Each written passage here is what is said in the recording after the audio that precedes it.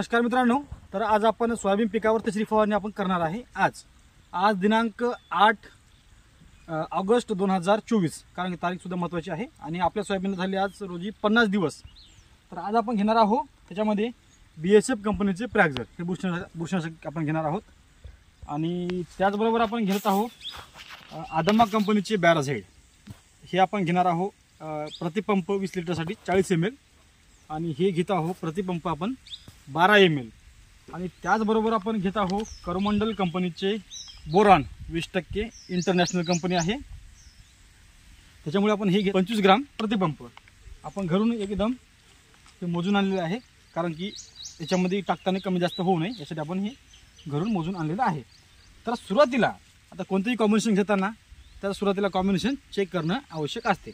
सोबत आपण silicon base हे स्टिकर सुद्धा त्या ठिकाणी आपण वापरणार आहे 5 ml ने। तर कॉम्बिनेशन कसं चेक करायचं हे सुरुवातीला आपण बघून घेणार आहोत।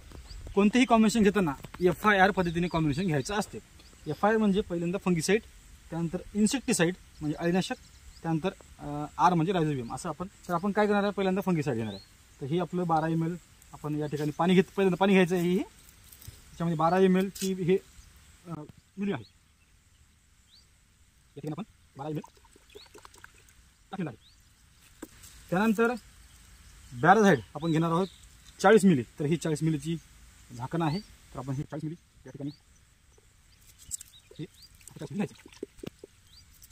त्यानंतर हे जे आहे बोरॉन ते घ्यायचे आहेत 25 ते 30 ग्राम, 25 ग्राम घ्यायचं आहे। तर आपण अंदाजा या ठिकाणी 25 ग्राम घेऊ। हे बोरॉन 25 ग्राम,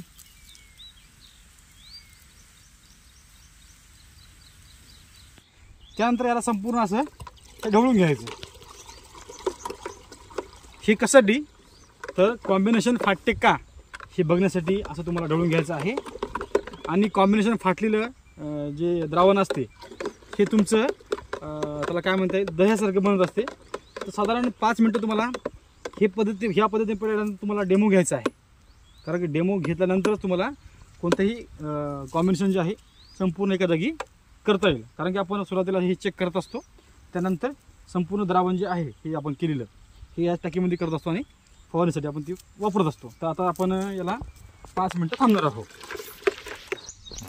तर 5 मिनटं झालेले आहेत आता आणि कॉम्बिनेशन वगैरे एकदम ओके आहे, हे बघू शकता। आता याच्यामध्ये दहीसारखं झालं नाही, एकदम जसं आपलं दुधासारखं असते त्या पद्धतीने हे कॉम्बिनेशन झालेले आहे। म्हणजे आपण हे एकत्र संपूर्ण द्रावण जे आहे त्या टाकीमध्ये एकाच ठिकाणी करू शकतो। याचा अर्थ असा होते की कॉम्बिनेशन सुरुवातीला हे चेक करायचं असते। फवारणी करताना जेव्हा आपण 3 नोझलची काडी वापरतो तर त्याचे जे मधले जे भाग असतात हे आपले आडवे असले पाहिजे, म्हणजे फवारणीचा जे स्प्रे आहे ते सारख्या पद्धतीने पडण्यासाठी मदत होते। बघू शकता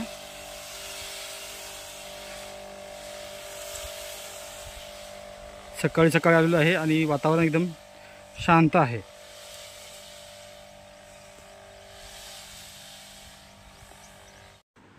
अशा प्रकारे आज आपली सोयाबीनवरील तिसरी फवारणी झालेली आहे। आपण जे पाण्याचं प्रमाण वापरतो ते आपण 150 ते 170 लिटर पाणी एका एकरसाठी आपली पडले पाहिजे, या हिशोबाने आपल्याला फवारणी घ्यायची आहे। घाई गडबडीमध्ये केलेली फवारणी तुम्हाला रिझल्ट देणार नाही। बरेच शेतकरी एकरी 3-4 पंप पाडतात, त्याच्यामुळे त्यांना रिझल्ट जे आहे हे 100% मिळत नाही। माहिती कशी वाटली कमेंट करून नक्की सांगा आणि चॅनलला सबस्क्राईब केलं नसेल तर सबस्क्राईब नक्की करून घ्या। धन्यवाद।